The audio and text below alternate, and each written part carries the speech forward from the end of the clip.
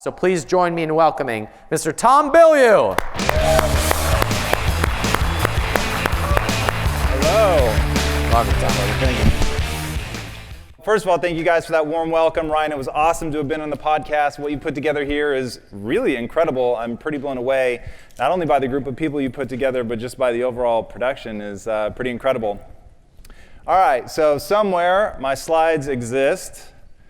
All right, the first thing to know about me is I am not a born entrepreneur. Now, there are many people that consider themselves a born entrepreneur. I am not one of them. I know that there were kids out there that had lemonade stands when they were like 6 months old. They couldn't hold their head up, but they could sell. That was not me. I was totally retarded when it came to stuff like that. I had a paper route, and they gave your money in two ways. One, they just gave you sort of a blanket weekly payment for delivering the paper, but then the other part of it was you were supposed to go collect that money.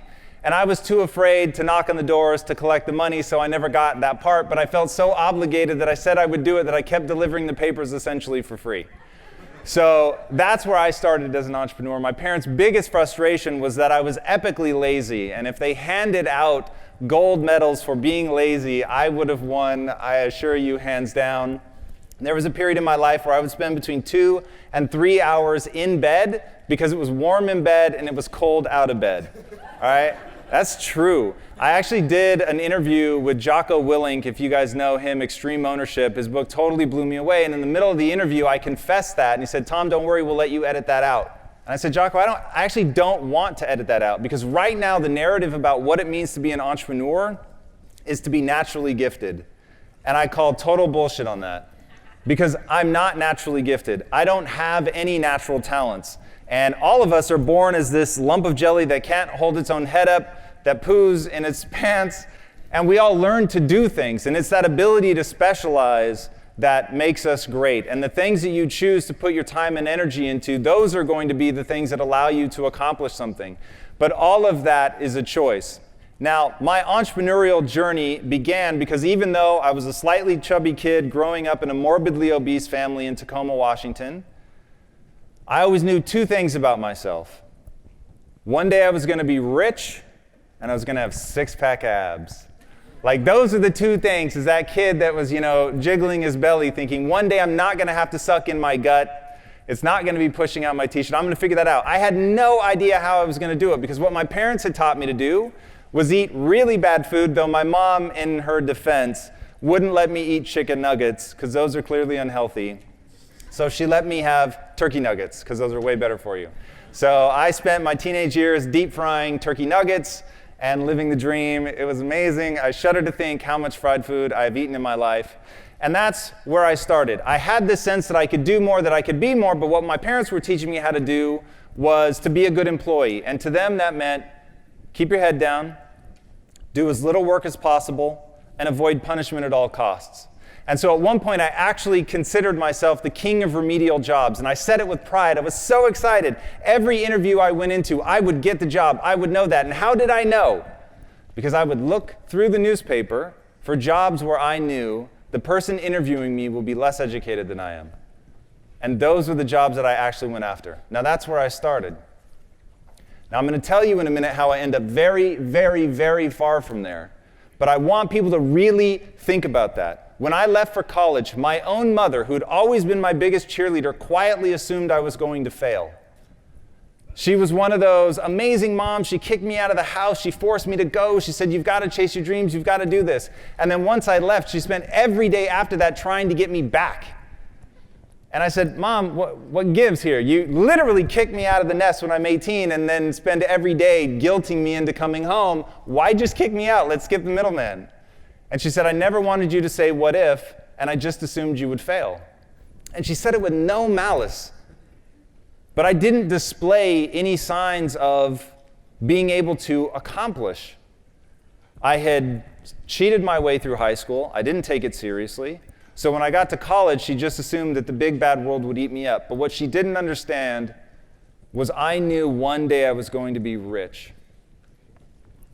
Now, what I didn't know at that time is that my quest for money would take me to some amazing and interesting places, But first, I had to meet my version of the white rabbit. If you know me, if you follow me socially or anything, you know that I'm obsessed with the Matrix. If you don't know that now, you will definitely know that by the end of this talk.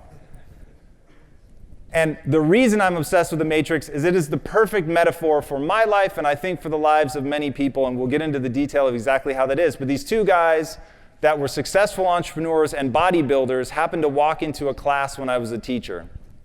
And I thought, oh my God, six-pack abs and money. It's right there. Like, this is what I've been looking for. These guys are my white rabbit. I'm going to follow them. I'm going to figure out what it is that they've done. And they were just starting a technology startup. And they said, hey, we need a copywriter. Why don't you come be a copywriter? And they said, but don't think of yourself as a copywriter. Think of yourself as an owner in this company. Help us overcome these problems. You can have any job you want within the company. You just have to become the right person for that job. And so I was just young enough and just dumb enough to believe them and take them at their word, and I went all in. And for the first time, I really got to show people that I was wildly ambitious and that I was willing to suffer. And we all have a superpower, and my superpower may be the willingness and ability to endure suffering. And I'm not necessarily saying that's always a good thing. And in fact, I want to introduce you to a quote which hopefully most of you know. And this is the positive side of suffering. This is a Nietzsche quote. This quote is so meaningful to me, and you'll understand how this idea ended up changing my life in a minute. And I'm going to read it because it's worth everyone hearing. To those human beings who are of any concern to me, I wish suffering, desolation, sickness, ill treatment, indignities. I wish that they should not remain unfamiliar with profound self-contempt, the torture of self-mistrust, the wretchedness of the vanquished. I have no pity for them, because I wish them the only thing that can prove today whether one is worth anything or not. That one endures. That one endures. Shitty things are going to happen to you if they haven't already, and I'm sure they have. Many tragedies have befallen every person in this room. And what I want you guys to recognize right now is thank God. Because those are the things that weed out the sick and the weak. Those are the things that weed out the people who they don't have the fortitude to see it through. And if you don't need to be an entrepreneur to succeed, but you do need something, what is that something? And I'm here to tell you that something is the ability to endure. My ability to handle suffering, my ability to keep going when something is boring, my ability to learn a new skill long after everybody else has gotten over it and gotten bored and they are no longer interested. All I can see is its utility. And in seeing its utility and becoming obsessed with what that thing is going to allow me to do, I endure. No matter how hard it gets, no matter how painful it is, if it lives in service of my goals, I do it. And that was the one thing nobody could see. That was the one thing when I was a kid nobody could understand. They didn't know that the reason I wasn't doing the paper route was because I didn't care. And because I didn't care, I didn't push. It didn't mean that when I found that thing I cared about, that I wouldn't push. And the first thing was, get rich. And I used to say to myself all the time, you're going to get rich or you're going to die trying. And so, starting as a copywriter, I started busting my ass. Step number one, I convinced my wife, we're going to, because there were two other partners that hired me, I'm going to pick an apartment that's no more than 5 minutes from either of them. That way, if they call me at 2 a.m, I'll be there in 5 minutes. And they're going to know no one else in their company is as serious as me. And I'm going to claw my way up this company, and I'm going to get whatever job I become the right person for, and I'm going to work my way up. And by the time we ended up selling that company, I had clawed my way through sweat equity into owning 10% of the company and being the chief marketing officer, from starting as the copywriter. The person that everybody asked, who's the kid in the server room? Was the only person that didn't have a window. They literally put me in the room with all the computer servers. But starting from there, I knew I could wow people because I was willing to grind it out. And that is one of the most valuable things that anybody can do. All right, now that company, we grew to the point where in 2010, it was a technology company. It was named as the 42nd fastest growing technology company in North America. I had suffered a lot. I hadn't taken a day off in like 6.5 years, except for Christmas, in fairness. I wouldn't let my wife go on a vacation because I was so hell-bent to get rich.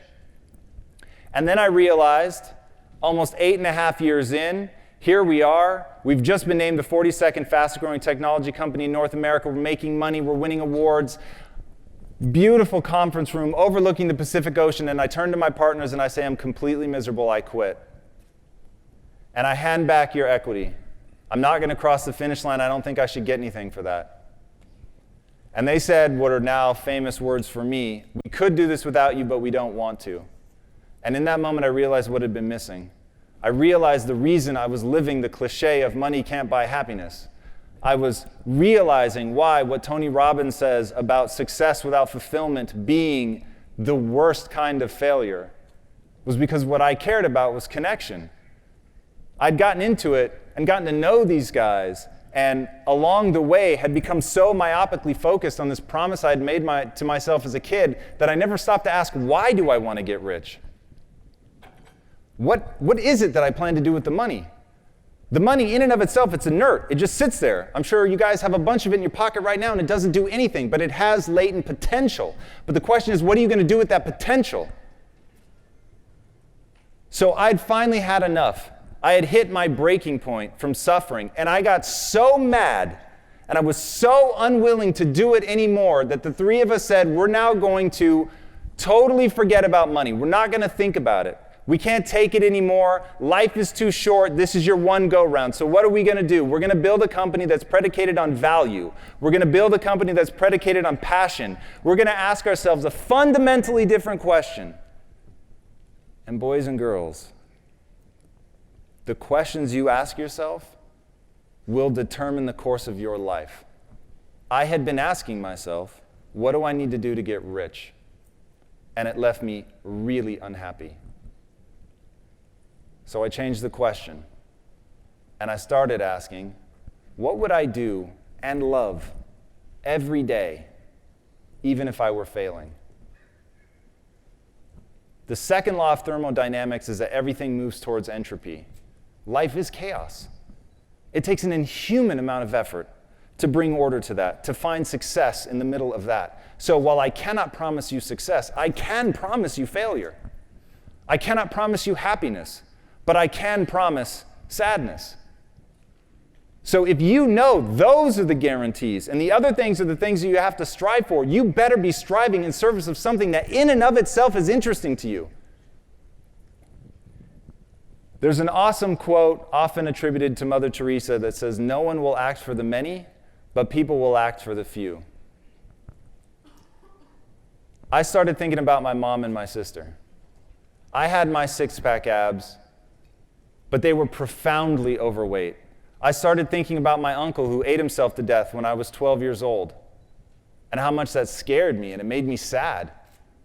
And it made me sad to see that there were millions, if not more than 1 billion people that were in the same kind of abusive relationship with food that my mom and my sister were. So I said, I don't know if it's a big business, but I know it's a big problem. And that's the problem that we're going to solve. And so we decided to build a totally new kind of company based around value. In 2014, private companies averaged 8% annual growth. We started Quest Nutrition in 2010, just as we were coming out of the Great Recession. From 2010 to 2013 alone, Quest grew by 57,000% in manufacturing. We were engineering and making our own equipment. We were making the bars. I was wearing a hairnet and a lab coat every day, and my employees were former gang members, ex-drug dealers, felons. We were in Compton, and we literally told everybody in the neighborhood, I don't care if you've been convicted of a crime. I just want to know if you're willing to bust your ass to change your life. And if you are, you're going to get an interview. And I'm not going to ask for your resume. I don't care about your resume. Your resume tells me where you've been. It doesn't tell me the price you're willing to pay to become somebody new. And that's how we were able to grow so fast, because we weren't focused on the money. The kids on the street that were coming in and working for us, they weren't focused on the money. One of the kids, his sister was shot to death in the heart with an AK-47. She bled to death on his front lawn. Another guy, his stepfather, was shot in the head and died in his arms. Okay, that's growing up hard. Now imagine you tell that person, I don't give a shit if you're a born entrepreneur. I don't care if you've been to jail. I don't care if you dropped out of high school. What do you want to become? And what price are you willing to pay to get there? You give that person hope that their life up to that point isn't a death sentence, that they can become anyone they want to become, and everything changes. You think those guys were leaving at 2 a.m. on a Friday when we had a deadline to hit? Hell no. One kid came up to me and said, you believe in my success more than my own mother. That person will die for you. And when all you're asking them to do is make a protein bar, you're doing all right. And so we were able to move so fast. And in moving that fast, in growing our revenues as much as we did, because we were thinking about the customer, make sure the product was amazing, that it delivered results. We got to number 2 on the Inc. 5000. You can't imagine how perfect that number is for me. Just enough to be amazing and just far enough from first to piss me off. To put that chip on my shoulder, to make me want to keep going and keep grinding. All right, we're valued at over $1 billion. We became officially a unicorn company. Startup, no investment capital from the outside. Our first 8 months, I don't think we spent more than $10,000. And we made a valuation of over $1 billion. All right, that's how I ended up there. That's how we did it. But to me, this stuff is formulaic. Anybody can do this. And I am proof of that. And what really winds me up, it's really easy for me to show you guys my before and after when I used to be fat, when I was 230 pounds. And to show you a picture of six-pack abs, and people go, wow, that's amazing. But it's really hard to show you what it looked like when I was afraid all the time, when I believed to the core of my being that I was stupid and incapable, that I could never start a business. I didn't know anything about it. I felt lost and hopeless. And now to be where I'm at now, to have built a company, to have started as a copywriter and climbed my way up, to know time and time again that as long as I can learn, I can do anything I set my mind to. So if you guys want to follow in these footsteps, you've got 2 jobs. Job number 1, develop your mindset. Nobody thinks about this. This is crazy to me. If you want to talk about business, don't even worry about the mechanics of business until you get the mechanics of human psychology. If you don't know the anatomy, yes, the anatomy of the human brain, you are at a disadvantage. Why? Because I do know it. And I know when that kid comes into my office, whether he's the wonderkind out of Harvard or he's a kid off the streets in Compton, I know what's going on in his brain at a neurochemical level. And I know what's going on in mine. I know when I'm lying to myself. I know when I'm lying to myself and it doesn't help. And I know when I'm lying to myself and it does help. And I know when to do what. We'll get to your second job in a minute. I really want to go through job number 1. The Matrix has you. Who's seen the movie The Matrix? My kind of audience. All right. The Matrix is just a movie. Maybe we're living in a simulation, maybe we're not. Peter Diamandis will be keynoting on at the end of the conference. Ask him that question. He's an amazing guy. He can talk pretty eloquently about how maybe we really are living in a simulation. But right now, I don't need you to believe that. But right now, I do need you to accept that you have pulled a veil of lies over your own eyes. If you believe that you're limited in some way, that there's something that you can't accomplish, if there's something that you can't do, like if you say, well, man, it's good enough that Quest was able to grow their company from 0 to 500 million in revenue in, it was actually less than 6 years.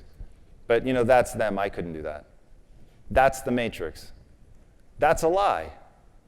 And it's a disempowering lie. Let me be clear, I love lies. They're amazing. I tell myself lies all the time. You're going to see one in a minute. But I only tell myself empowering lies. If you know the movie, you want to take the red pill. The blue pill, you wake up back in your bed, you get to decide anything you want about having heard of the Matrix. But the red pill wakes you up in the real world. The reason that this is important is I'm not promising that it's going to be easy or fun. Remember, the second law of thermodynamics is that things move towards chaos. It is going to be hard. It is going to be difficult. And finding your way through that maze will be some of the most difficult things that you're ever going to have to do. But if you accept that it's the truth, you become in control. And I want to tell you a story. And this story is either going to make you love me or hate me. It has that effect on people. The story goes like this. My wife is British. Some of this story is true and some is made up. I'll try to delineate. My wife is British, that really is true. Let's say that she was in London visiting her family. She's in the bedroom that she grew up in. The doors are locked. The alarm is on. Her mother is sitting quietly in the next room, protecting her from all kinds of woes. And right at that moment, a meteorite comes screaming through the atmosphere, smashes through the roof, and kills my wife. Whose fault is that? Now, I know what most people are thinking. It's nobody's fault. It's divine providence. It's luck. It's fate. It just is what it is. That's not how I live my life. And I invite you all to adopt the following belief system. It's all my fault. Now, I use the word fault because it jabs people in the ribs. It gets people's attention. It makes them angry because they think I'm victim shaming or blaming the victim, and I'm not. I'm saying I refuse to ever be a victim. And if I maintain control, then there's something that I can do about it. Now, I use that example because it seems so absurd, and yet, at the same time, I know this is true. There is a group that track what are called near-Earth objects, and they're trying to make sure that if one is ever on a collision course for Earth, that we'd be able to do something about it, whether it's a laser or a planted nuclear explosion, whatever the case may be. Now, I know they exist. I even know where they are. I've never called them to give them encouraging words. I've never sent them a dime of my money. I've never sent them ideas. I know they exist. I do nothing about it. So why on earth, if it comes around and that decision bites me in the ass and my wife is killed by a meteorite, would I blame anyone else? I could have done something and I chose not to. Now here's the great news. I think it's a wise choice. I think the odds of that happening to my wife are so slim that it would be a total waste of time. But it shows you the lengths to which I had to take my mentality in order to learn the skills that I needed to learn to get where I wanted to go. And the way that I define an entrepreneur is somebody who encounters an obstacle and gets really pissed because the thought of giving up never occurs to them. And now they know they have to go over, under, through it, around it, whatever, but they're not going to slow down and they're not going to stop. Whereas an employee might be a beautiful human being, but when they hit an obstacle, they think, oh, finally I can relax. And I used to be there. I was the king of, if the cat's away, the mice will play. And then I remember one day asking, wait a second, if I'm actually trying to get, at the time, rich, then why would I ever want to slack off? Why would I ever want to let off the gas pedal? And if I don't actually want to get rich and what I want is an easy life, why am I doing this weird ass in between where I work really hard if somebody's watching and then I stop as soon as they're not? So just embrace the world that you want to live. If you want to chill, man. I've got no moral judgment on the person that wants to smoke weed all day, hang out, chill, and eat a bowl of munchies. Like, I'm down. If I could ask that it be like maybe a Quest cereal bar or something, that would be awesome. But truly, I don't pass a moral judgment on it. It's just not the life that I want to live. But I wanted to be honest with myself about what life I wanted to live. So I took the red pill. I accept that we make our beliefs. We choose to believe things. Every belief that you have, and I'll even throw in gravity just to make this really obnoxious, every belief that you have is a choice. Now, if you try to disbelieve gravity, you're going to have a real hard time, or so I suspect, but maybe that's me with a limiting belief. Someone in the front here has already thrown it out. No gravity for them. But the things that we choose to believe really are choices, and this is something that I see time and time again. When somebody, was it Ford that said, whether you think you can or you can't, you're right? I love that. That was one of those quotes. It hit me so hard, and I realized, wow. Because here's the thing. Maybe I'm wrong. Maybe there's just limits, and humans can't do as much as I think they can, and that we're all going to fail. But what would happen if I scaled back my belief system? I believe I would accomplish less. So that's a big one for me. I choose to believe that human potential is nearly limitless. I think in movies, by the way, so you're going to see a lot of film references here. And this was the belief that changed my life. Because once I realized, if you truly believe, really think about this for a second. If you truly believe that human potential is limitless, how you decide to spend your time is a spiritual consideration. Right? Because you can do anything. And when I look at Elon Musk, the man is going to make us an interplanetary species. Like, that's crazy. But he's going to do it because he had the audacity to believe that he could. And he's aiming his high-powered belief system at what he sees as being some of the world's biggest problems, showing exactly what I mean when I say that once you believe that human potential is limitless, how you spend your time is a spiritual consideration. So whatever your business is going to be, make sure that it matters. And I'm going to tell you why that's going to make you a lot of money. All right, mind the gap. Here's the hard truth. You're not yet the person you need to be in order to achieve all the things you want to achieve. The great news is you're here because you realize that. Most people fight against that. You're here because you want to learn something. You're here because you're actually open.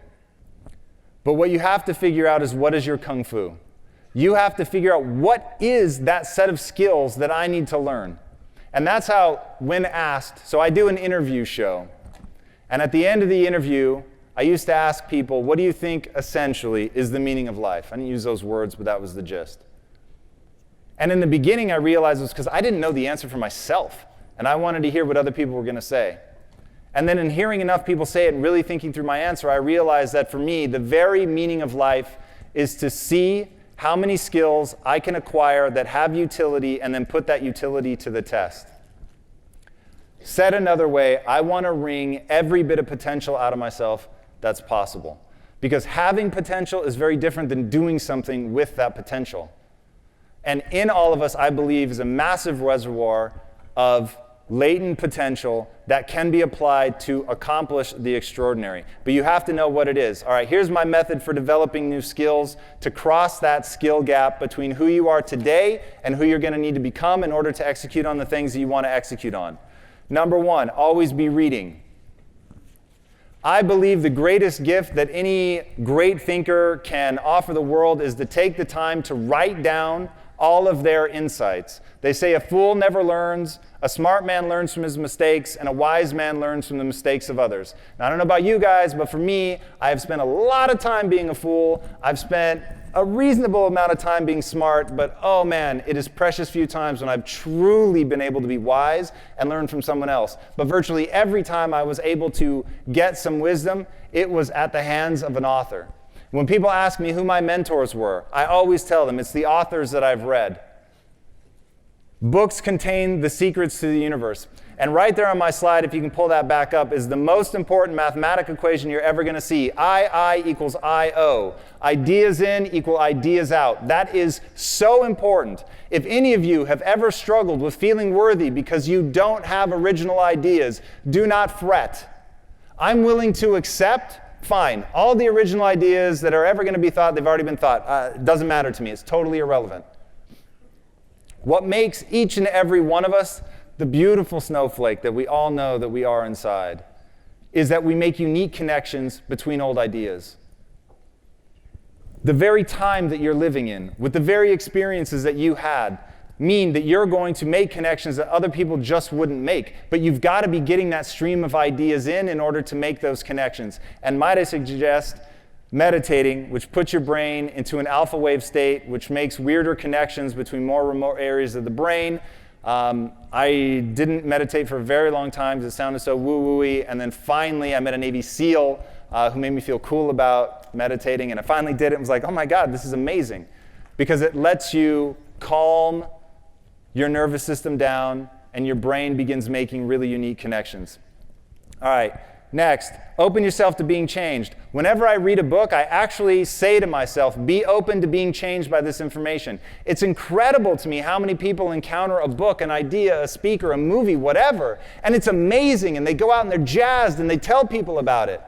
But they're not actually changed by it. They don't actually go out and act in accordance with that new piece of information. And at the end of the day, the takeaway from my talk is this is all going to boil down to execution. It's all going to boil down to your ability to do it, and to do it really well. So open yourself up to letting ideas actively change you. And you're going to have to do things, create habits in order to make sure that they stick. All right.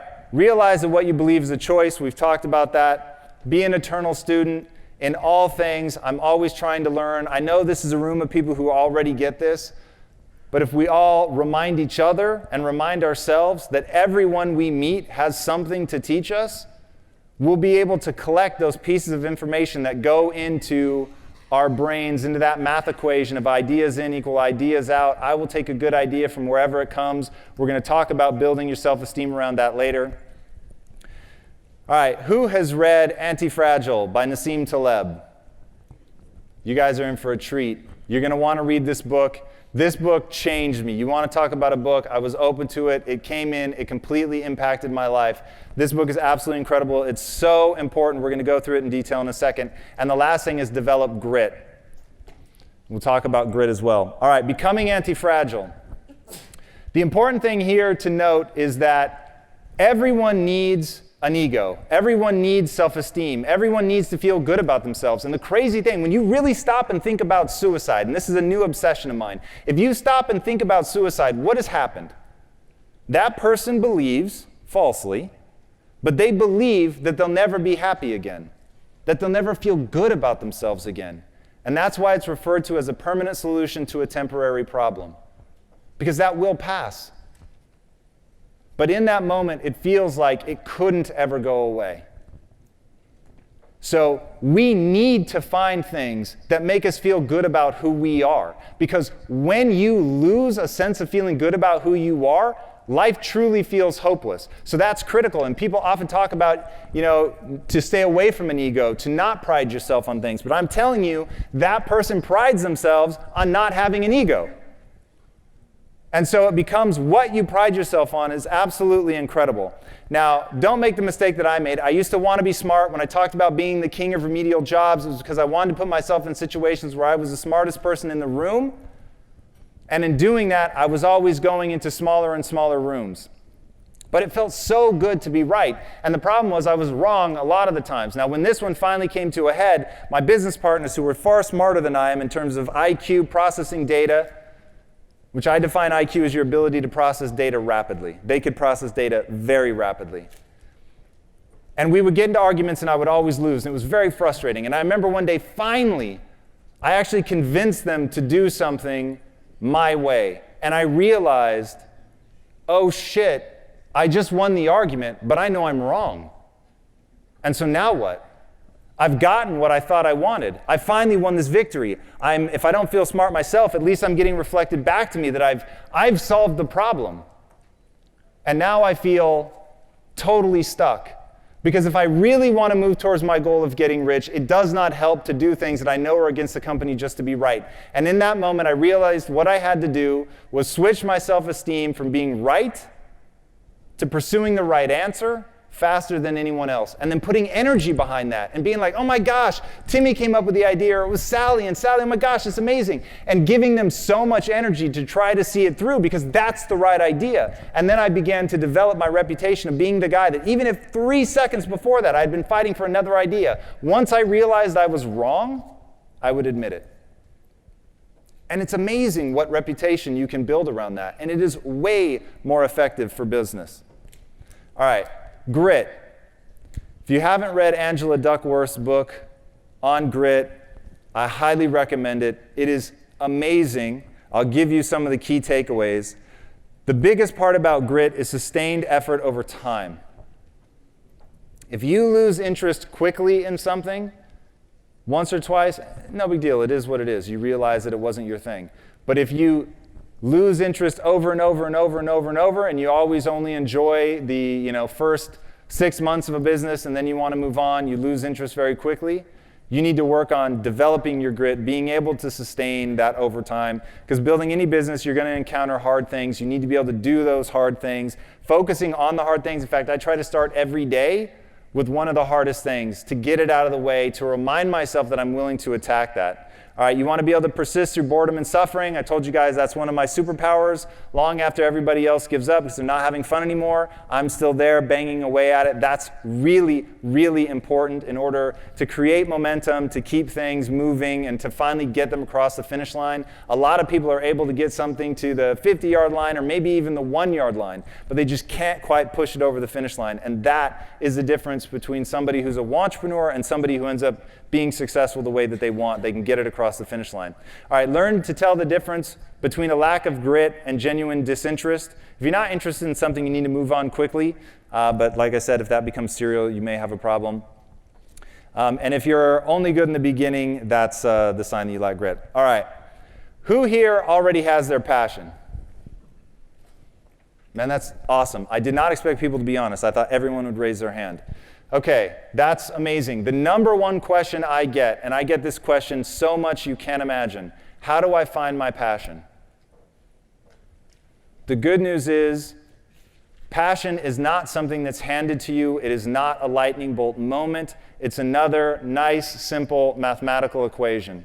First of all, you need to identify your areas of interest. Everybody's interested in something. And I find the big problem is people stop themselves because they say, yeah, well, the thing that I'm interested in couldn't possibly be a business. So let's take video games back in the 80s.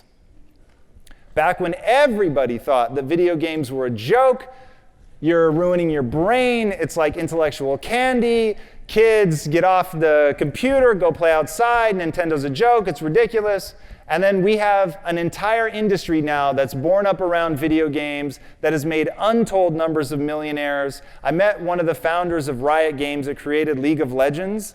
The guy's like, I don't know, 31, maybe younger. I mean, just crazy. They do $1 billion in revenue from microtransactions of things that are not essential to play the game. The game is totally free to play. You don't need to pay for anything. Imagine that for a second. You're in an industry where they don't need to buy anything to get full use of your game, and yet you do over $1 billion in revenue because they said, I love this. I like being around games. I like the competition of it. I think it's amazing.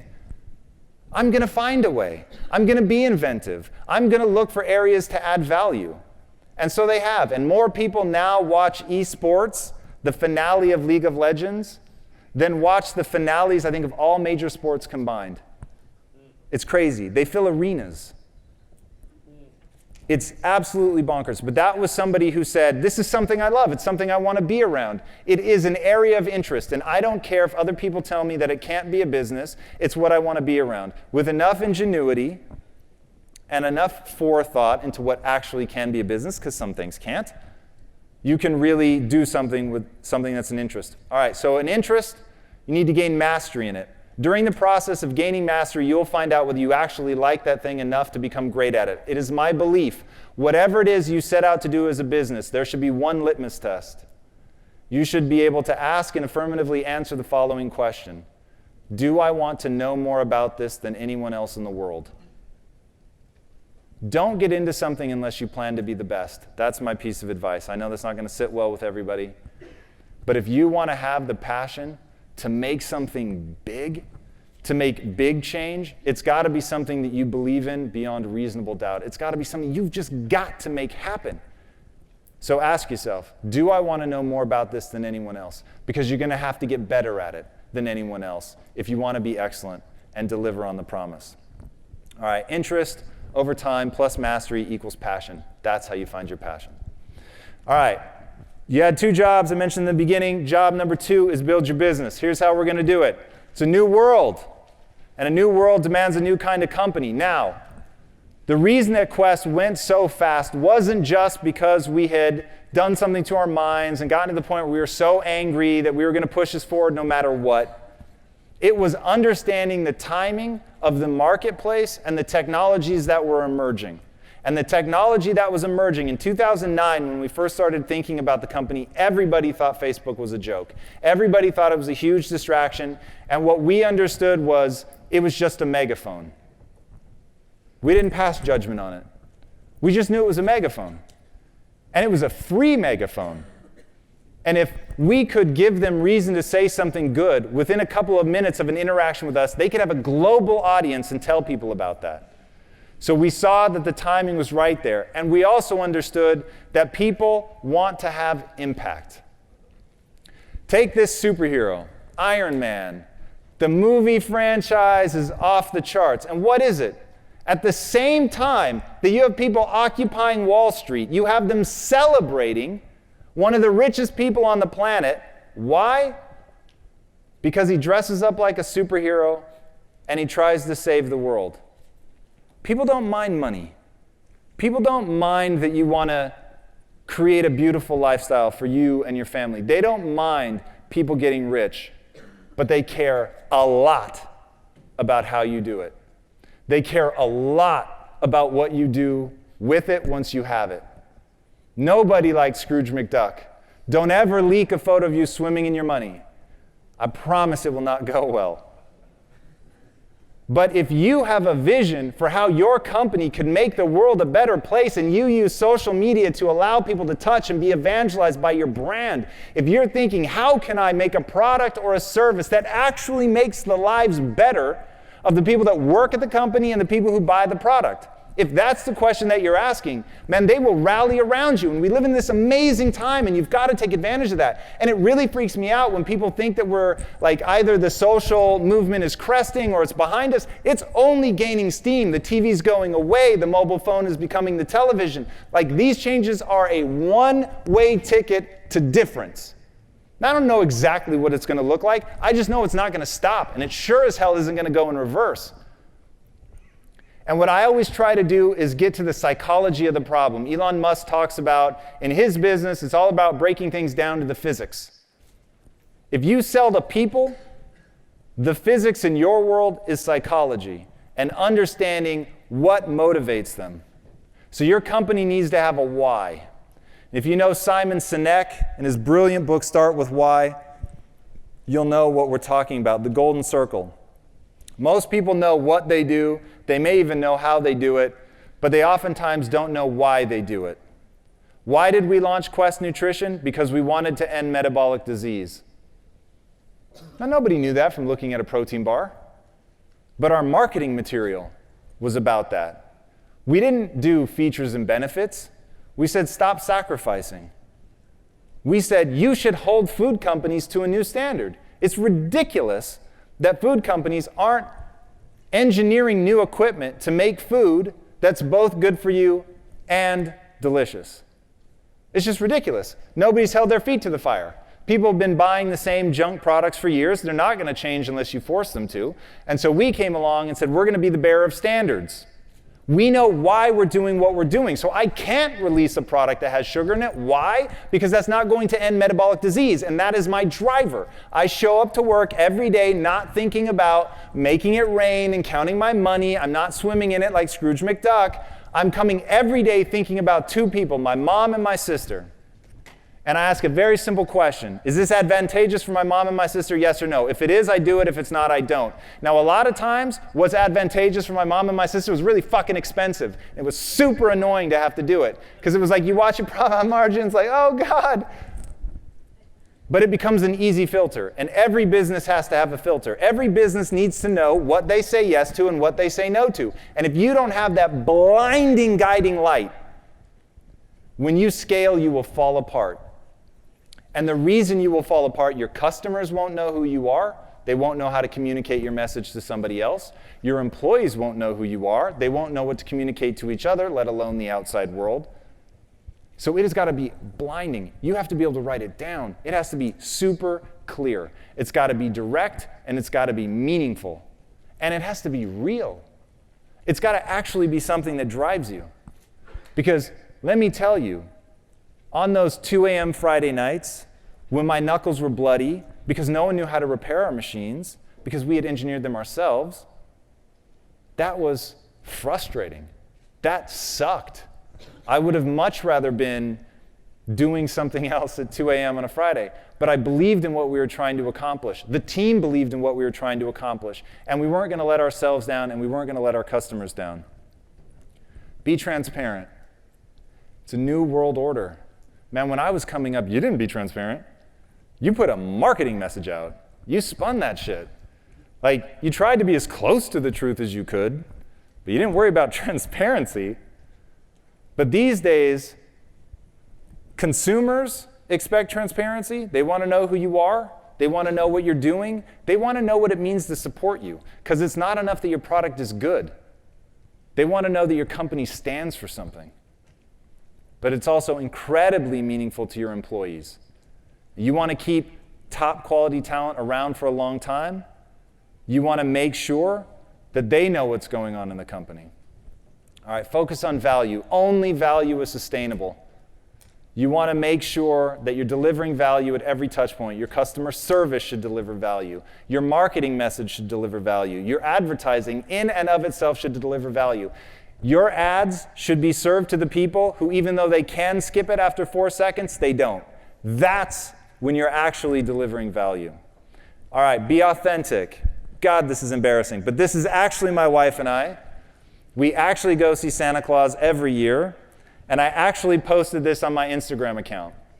Why? Because it's real. That's really who I am. My wife and I are goofy as hell, and one of the things that we bonded over originally was that. Got a big response. People love seeing that kind of thing. They want to know who you really are.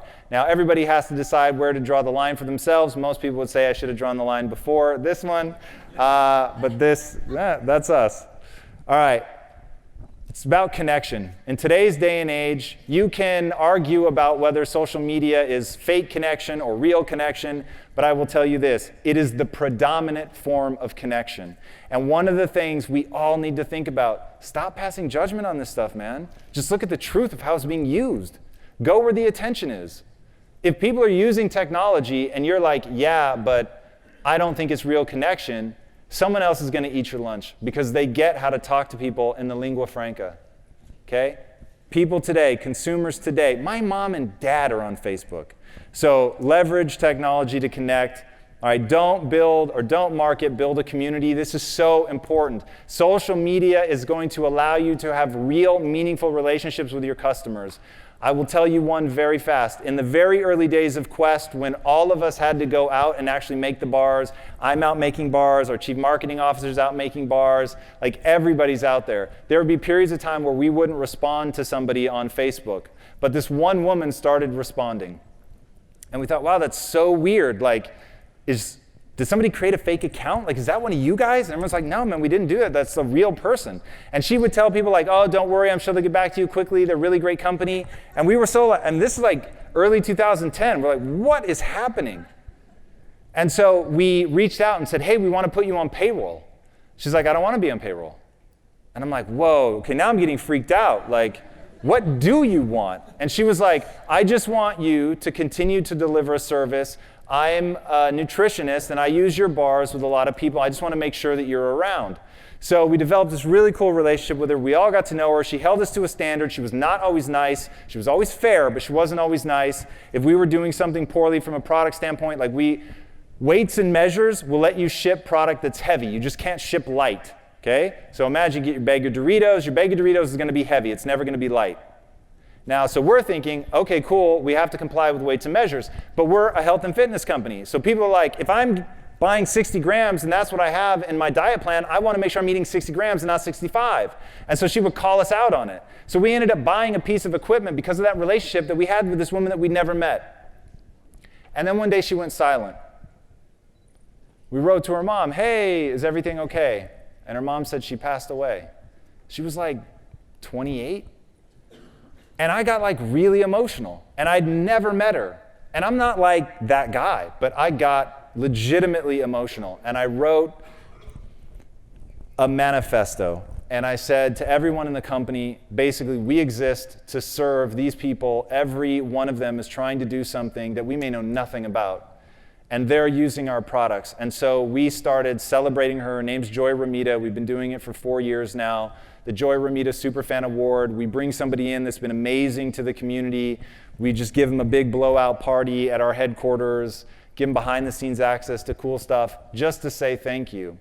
And that's when we really realized it may not be the kind of relationship you have with your mom or your brother or your sister or your spouse, but it's meaningful, man, in a way that business relationships haven't been since like the local general store, and you saw the same people come in every day. It really is, like if you can flip that switch in your mind and see it as something beautiful, I'm telling you, it will open you up to a whole new way of interacting with your customers, because there's a lot of amazing stuff going on in your communities that you may not even know about, or that you could really feed into and build into something amazing.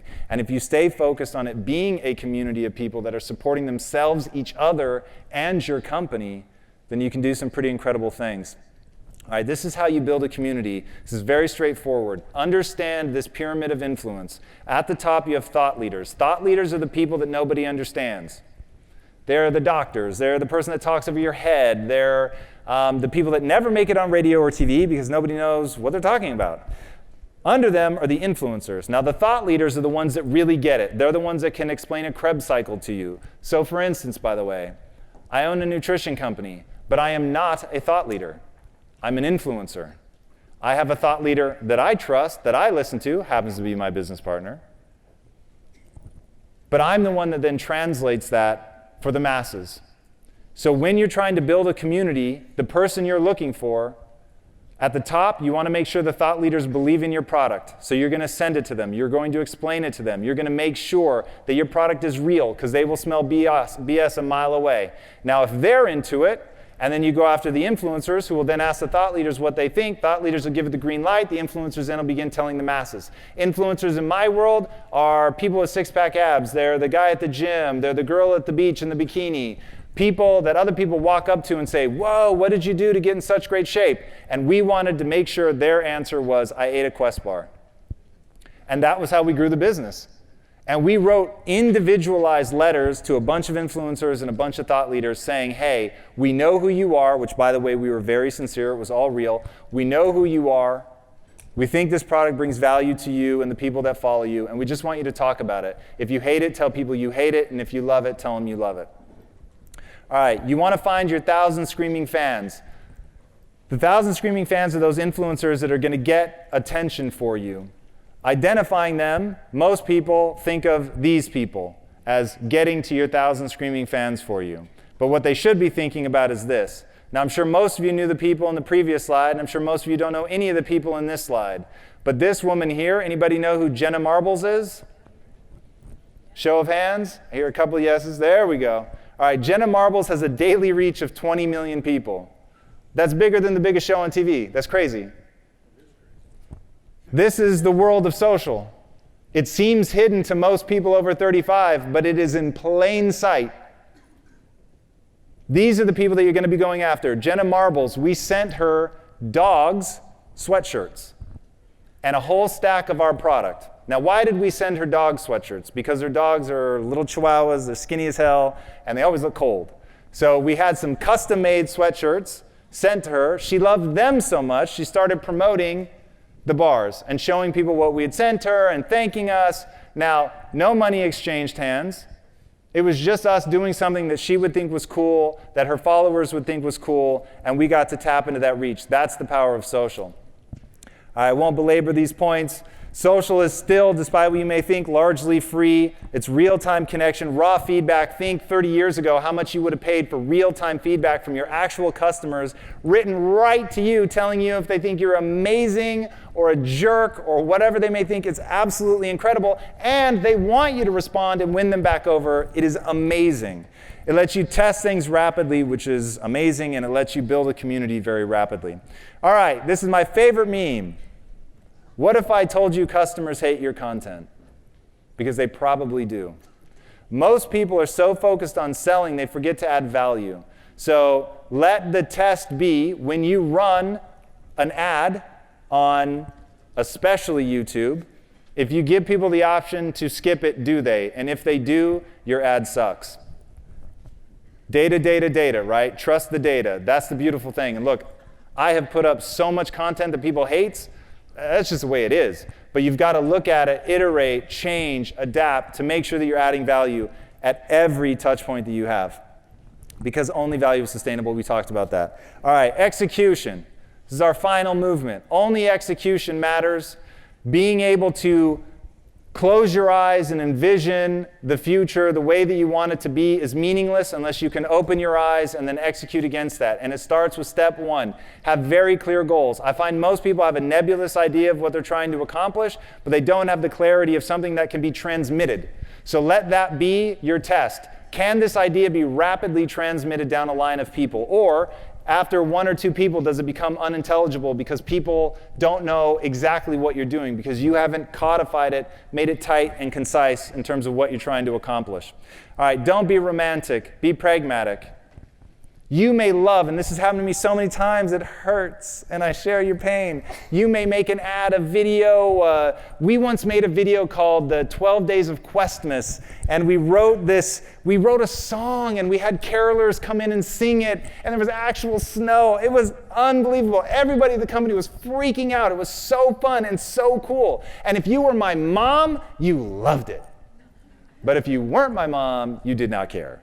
And so nobody watched it. We even had chihuahuas eating the bars. It was so cool.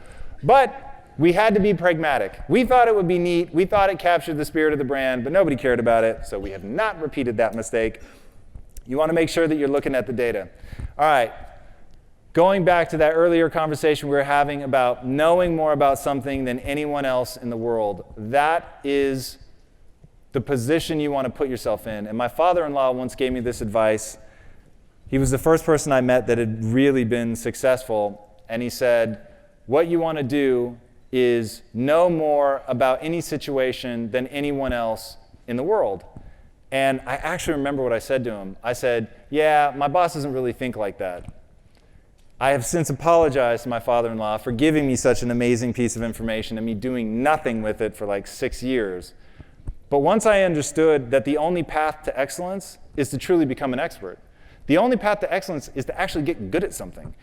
These days, in a hyper-connected world where within minutes of an interaction with you, your product, whatever, someone can have a global audience and tell people what they think, that product better be awesome.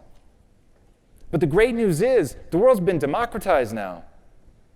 You no longer have to have a $150 million ad budget in order to cut through the clutter.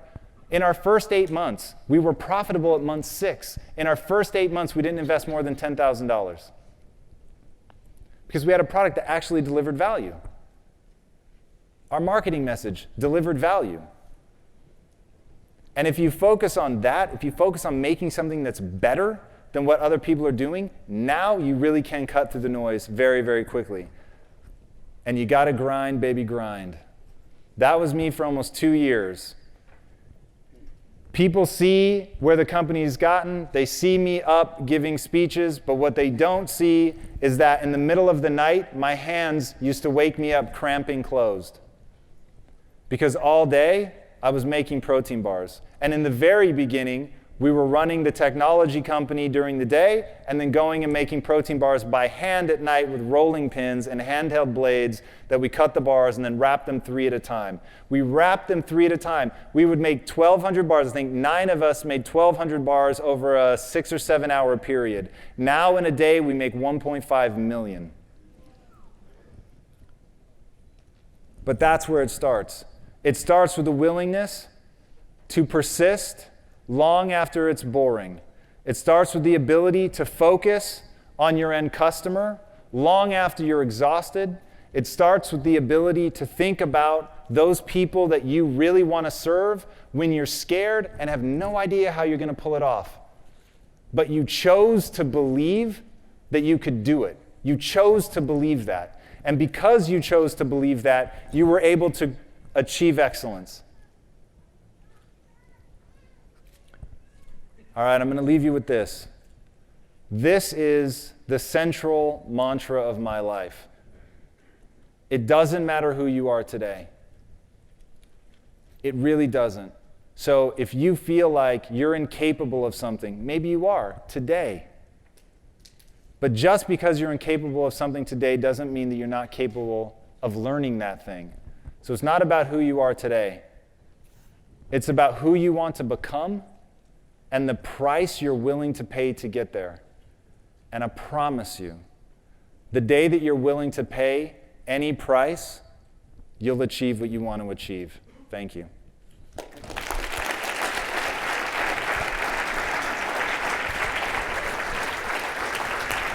Give it up for Tom Bilyeu. Thanks, man. Thank you.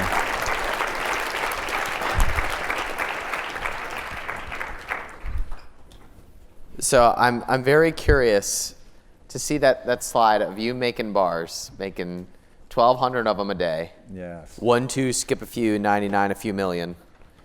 And now the company is where it is today. What happened in between? Well, It really is just few a learning things, process. probably. Yeah, I mean, you could go down so many branches. So when we started, I think the only thing I really understood was human psychology. So the first phase was manufacturing, and that was sort of the everyday. And then we were in the business of giving bars away, and that was it. We just wanted people to try them, and we knew that was going to be our most powerful marketing message. So then it was about building up the infrastructure, learning how to forecast, like, here's a problem that I never saw coming as a kid. When people tell you that you're never going to use math, if you could just punch them in the mouth, that would be awesome. Because I believed them and then found myself in math hell, where imagine that you double month over month in sales, which happened to us all the time, and you have a 6-week lead time on an ingredient. So now you have to order and factor in the amount of time that it takes for the product to get there. But remember, if you're doubling month over month, that's actually an exponential number. So it's not simple linear math. So now, A, you probably don't have a lot of cash, so that gets real hard real fast. And then B, do you really roll the dice? Because you have to be so cocksure to say, yeah, we'll double again, right? Like that, you get into these terrifying situations. So half of my life was just, do I have the guts to place this order? So that was like, where we spent a lot of time, or convincing someone to sell you a pallet of protein. You can't imagine how hard that was. No one knew who we were. They didn't want to sell us protein. Protein is hard to get. If you don't know, protein is tied to cheese. And so whey protein is a byproduct of creating cheese. And at some point, bodybuilders realize, hey, give that over to us. But still, the cheese business so dwarfs the protein business that protein can't grow faster than cheese. So unless people eat more cheese, the protein business is tapped out. So everyone's fighting for those incremental gains every year. What was the infrastructure built out? What was that process like? Because it's one thing to say, do I have the guts to place this order? It's another to say, do I have the guts to place this order on this person's salary? Yeah. And then navigate those waters. And you said on the podcast at first it was like, bring your downtrodden into Quest, and we'll turn everything around. But at some point that had to change. So what was that process like to both develop the grit in the ordering process, but also then becoming a person who hires as well? Well, becoming a person who hires is pretty easy because we were doing that right off the bat, and we had a company before that. So at a much smaller scale, we were actually way more used to hiring people that were white-collar workers. And hiring blue collar was totally new for us. The thing that I did really, really badly was recognizing those transitional moments of, it doesn't make sense anymore to hire the former drug dealer. Like now it's got to be people with real experience. And I always felt like I was a little too late to that. Like it required some major pain point because I'd gotten so close to, I loved at one point in the early days, I had this huge fantasy about how we were really going to be able to transform things in inner cities, and that was going to be just a big part of what we did. And then as you get more into knowledge work, it gets tough. How did you make the margins work? Because I know that food is a pain in the rear to bring everything in and then get those margins to work. You said that you were able to do it profitably from day one. So not from day one, but we month 6, I think, is about where we were profitable. The thing that we did was we made a really critical decision early on to sell online only, and the stores were coming to us and saying, hey, you should be selling with us, and we just kept saying no, because their contracts are so predatory. So when people think, oh my God, I'm going to get into Kroger or Ralph's or whatever, and H-E-B, we're in Texas.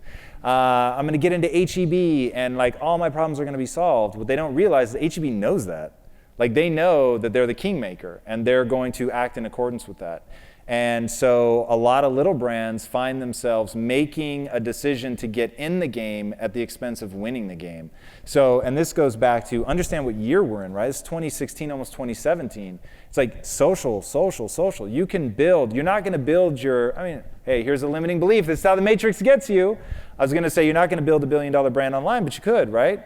So in this kind of business, you're always trying to get onto shelf, but we were willing to be patient for a while till we had some clout so that we could push back and say we're not willing to agree to those terms.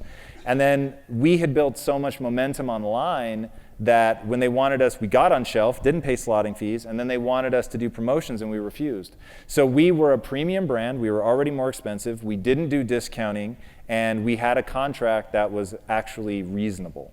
And the strategy was just e-commerce, right? I mean, in the beginning. Right now the monthly auto ship is really hot just because brands like Dollar Shave Club have done that really well. Right. What was it at the beginning with Quest? What was the actual strategy of getting eyeballs into customers enough to be able to prove the model? For us, it was to be online. That's all we cared about. Wanted to market socially, wanted to build a community, wanted like basically every gym rat, every trainer in the world to be talking about our product. And then when they came to touch the company, to find that there was this really warm ecosystem of people that wanted to celebrate your victories. We wanted to know if you'd lost weight or added muscle or gained weight, which we were huge, still are huge in the anorexic community, which was totally new for us and literally was like, whoa, what's happening? But ended up being just this really beautiful relationship between people who are struggling in a direction that we hadn't really thought about. So that was really neat. So it really was going back to build a community, make the product available, and then we said no to major retailers for over a year. At one point, we actually hired somebody to say no more artfully because and it's funny, but it was like we were starting to damage relationships where they were like, hey, at some point I asked so many times I stopped asking. And so you have to be really careful about where people will then do things to spite you. And there are still some regions of some very, very famous stores regionally that won't carry us because of those days when we kept saying no. Huh. Well, who were the hires that you found to be the most advantageous during that time of scaling up the online presence? Do you remember what metrics were being measured and who was managing those and who you brought in to really develop the online presence? Yeah, we had two really critical hires. Our chief marketing officer, who was just young enough that he really understood social in a way, like now I get social, I did not get it at all. Like to this day, if you follow me on Facebook, it's gonna tell you that my birthday is January 1st. It's not. I was so paranoid, I didn't wanna put my real birthday out there. So that's like this sort of lingering artifact, and now I've got the photos of my wife and I on Santa's lap. It's a whole different ball game. Like I get now what the game is, but didn't at the time. He really, really did. And then another key hire for us, not to do with marketing, but was production. You know, we were three guys, we didn't know anything about production at scale. So we finally had to bring on somebody that didn't just work hard, they actually knew that world. What do you mean when you say production? So, you mean product production? Yeah, the actual manufacturing. Okay, I see. You have you've transitioned out of any day-to-day operations. Yeah. You said you're in a founder's role now. I think we were talking backstage, what did we say, the chief cheerleader of More Quest? or less, yeah, chief evangelist, yeah. That's right. So how would you describe your role now, and how did you transition from making the bars for several years to now being the evangelist? Yeah, It so seems like a quick transition. It is and it isn't. I mean, so my partners and I have been working together for 14 years, and the businesses kind of changed, but our roles very much stayed the same in terms of what parts of the company that we handled. So originally I was doing production just because I had to. There was nobody else there, and everyone knew that wasn't going to be a long-term strategy. So that was one of the first things that we replaced, got somebody in that could do that. And then we got to the point where we'd built up enough infrastructure within the company that to look at the way Richard Branson has handled his businesses, you know, his big thing is hire really, really smart people and then get out of the way. And so in doing that, I was moving more into really telling the narrative of the company internally, doing the show Inside Quest. We're bringing on just amazing thought leaders. And that was really an important thing to me, because when we launched Quest, the three of us each said, okay, this company needs to be a platform because it's going to be a forever company. It's not something we're looking to just build up and sell. And so if it's going to be a forever company, what are the things it would have to accommodate? And for me, there are two pandemics that I believe is my calling to address. Pandemic one is the pandemic of the body. You got people 200-300 pounds overweight and they're dying of malnutrition. Really impacted my family. I've already lost people that I love to food, essentially. Didn't want to lose more. But the other is the pandemic of the mind. And you've got people who, on the sort of bright and cheery side of the spectrum, just feel lost, feel that the system is corrupt and broken. And having gone from scrounging in my couch cushions to find enough change to put gas in my car to, fantastic wealth, all through hard work, discipline, learning to get the timing right, all that stuff, I realized that it is the mindset that's holding them back. And I want to know what happens to the world if we find the next 1,000 Elon Musks.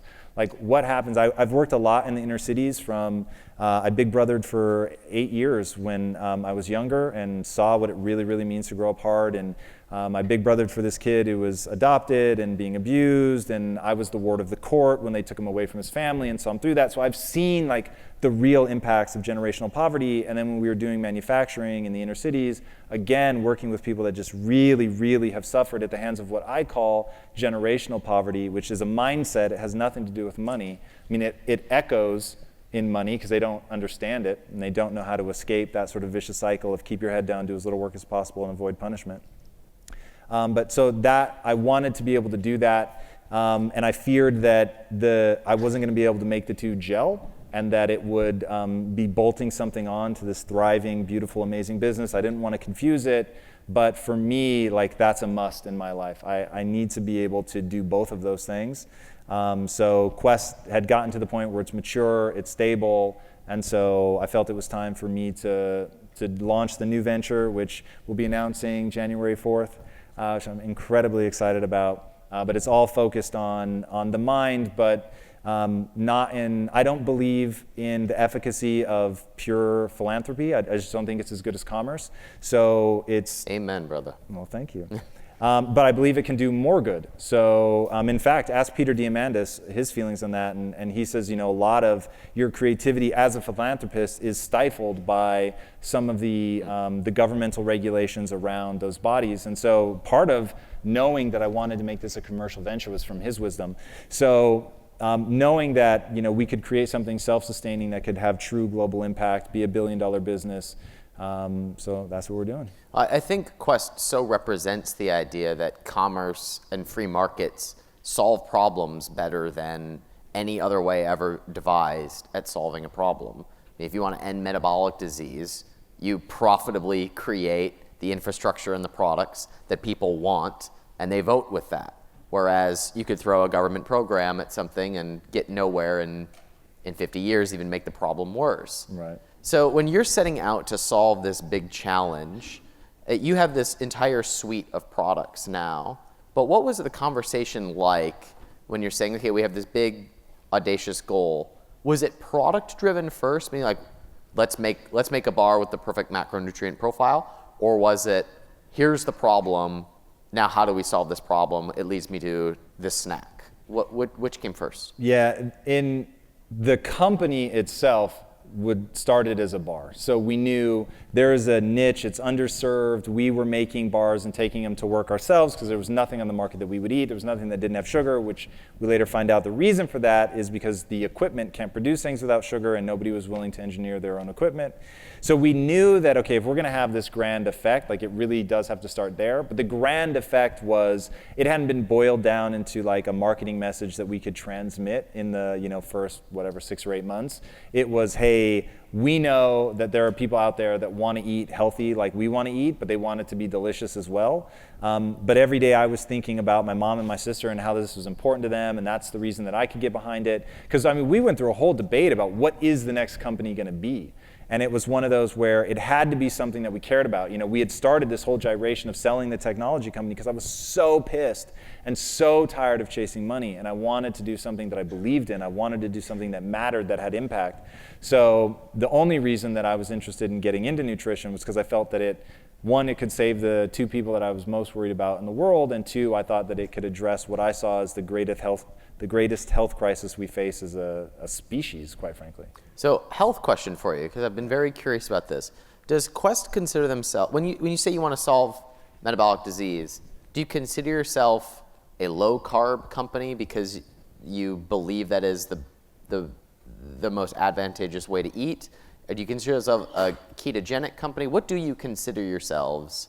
And what about the macronutrient makeup of your products do you think is the most advantageous from a health perspective? Woo, that's a big question. We could do a 6-hour lecture on that one.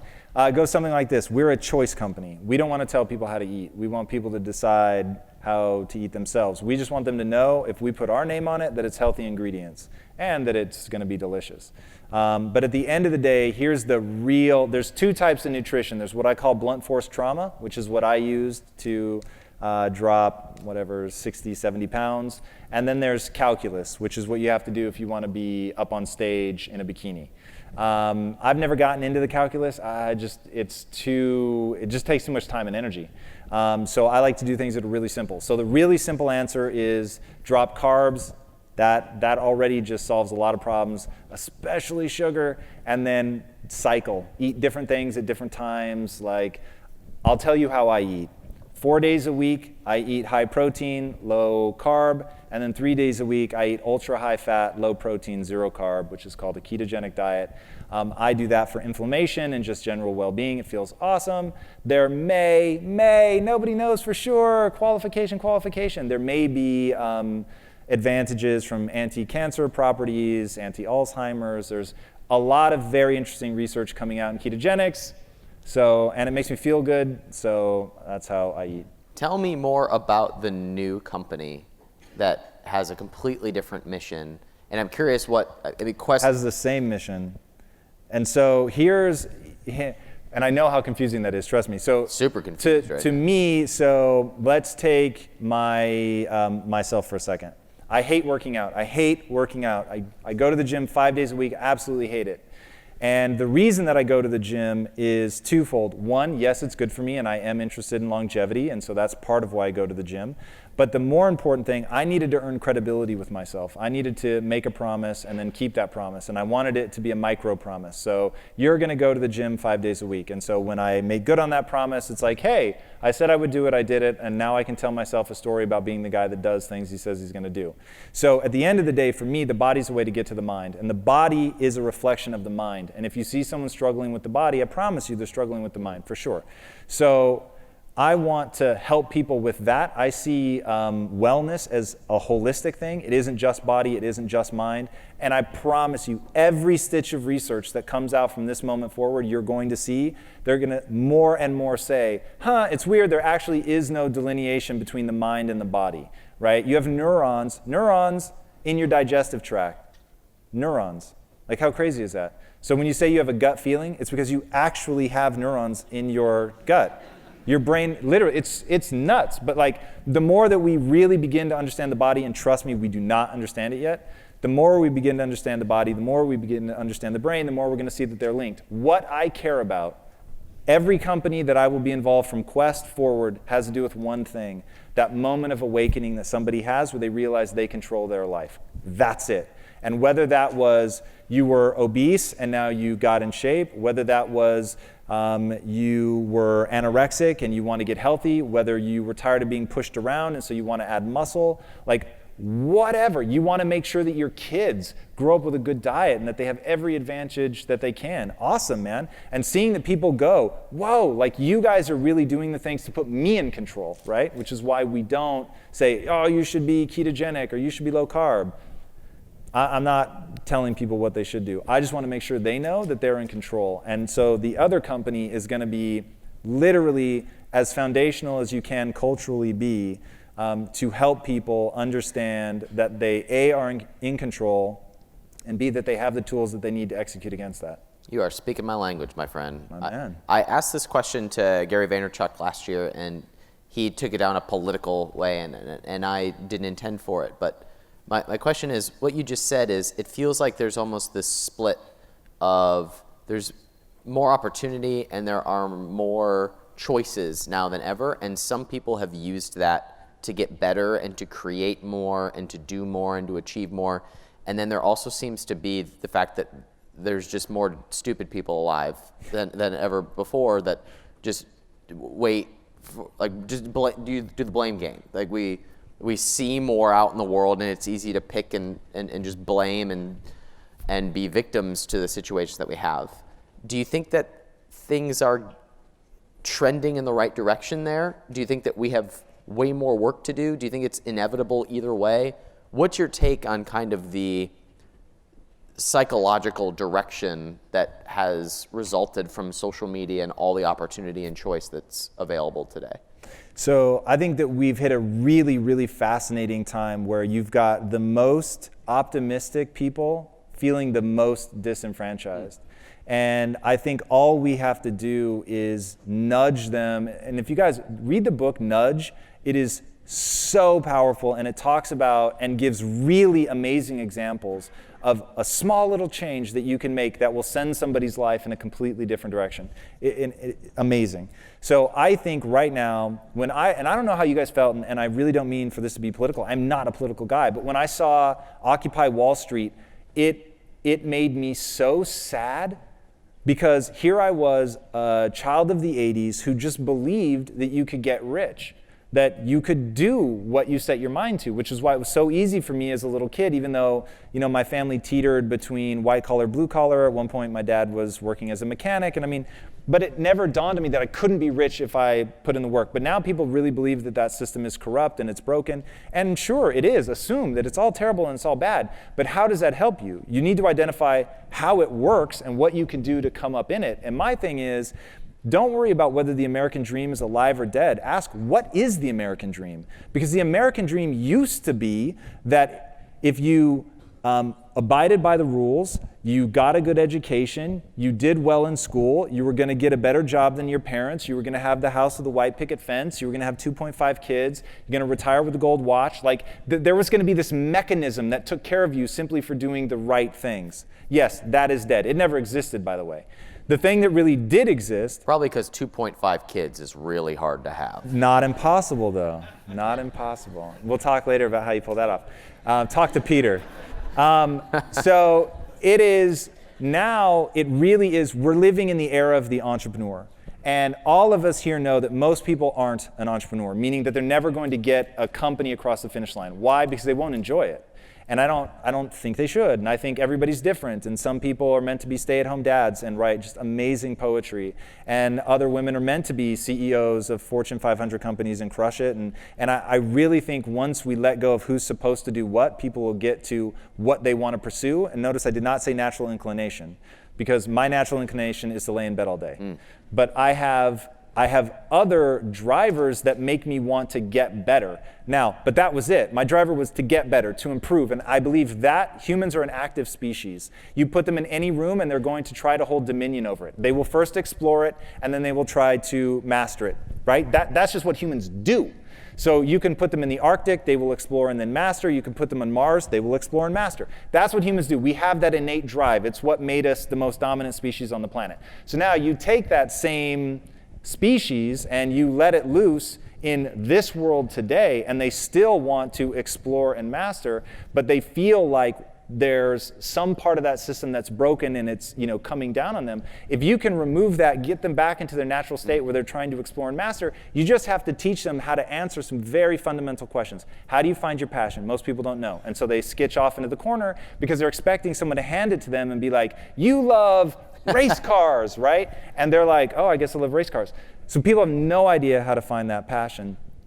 And then on top of that, they think that they're supposed to be in this system, and they're not. They're supposed to be doing the hard things to develop their potential in a very specific direction that they have chosen by cultivating their passion into something that they're really interested in, display grit and see it through. That's the American dream. The American dream is still alive for anybody if you're willing to learn and grow. First of all, if you're willing to accept you're not yet the person you need to be to execute at the highest level, you're willing to acknowledge your deficits and understand what skills you need, and then go out and relentlessly acquire those skills that have utility, and then be willing to put those skills to the test against something. For me, the test is business. It's the test I enjoy. It's not the test everyone enjoys. But that's what Quest was largely, me asking and answering the question, am I acquiring the right skills in order to end metabolic disease, yes or no? And if the answer was no, I changed. We're sadly out of time, but there's one question I just really want to ask you, and it's that when Quest was founded, you were complete pioneers. You built products that were very, very unique to the marketplace. And then within a few short years, Oh Yeah Bars, Julian Bakery, all these other companies that were very similar started to pop up. How did you navigate those waters and continue to grow? And I ask this because there are a bunch of people in the room who are just terrified that if they even talk about their product, that other people are going to come out and steal it. Yeah. And you put it out there and are like, bring it on, oh yeah, bars. Yeah. Like, bring it on, muscle tech. And they did, and you continue to grow. So how did you navigate that? So only value is sustainable, and let's be honest, our sales would be way bigger if those guys hadn't come in. No question. Like, they've come in, they've taken sales from us. That's the reality of competition. So enjoy the time, if you get it, where you're sort of the lone wolf and you're out there and nobody else is doing what you're doing. Put a clock on it. Know that it's probably 18 months to 2 years is sort of about the max. Sock away some money for a rainy day, and most importantly, innovate. There's so many other problems that people are facing. There's so many other things that they want, that they need from your company. And if you're putting the resources behind developing that stuff, then you're ultimately going to win, because there is only one thing that wins, and that's value. And if you're delivering value, people will come to you time and time again. And if you fail to deliver value, then you will go away. Simple as. Tom, I think capitalism is the way we solve all the world's greatest challenges. I think Quest is a shining example of that. So thank you for what you do. Let's give it up for Tom Bilyeu. Thank you, guys. Thanks, Tom. Thank you so much. Appreciate you. Real pleasure. Appreciate it.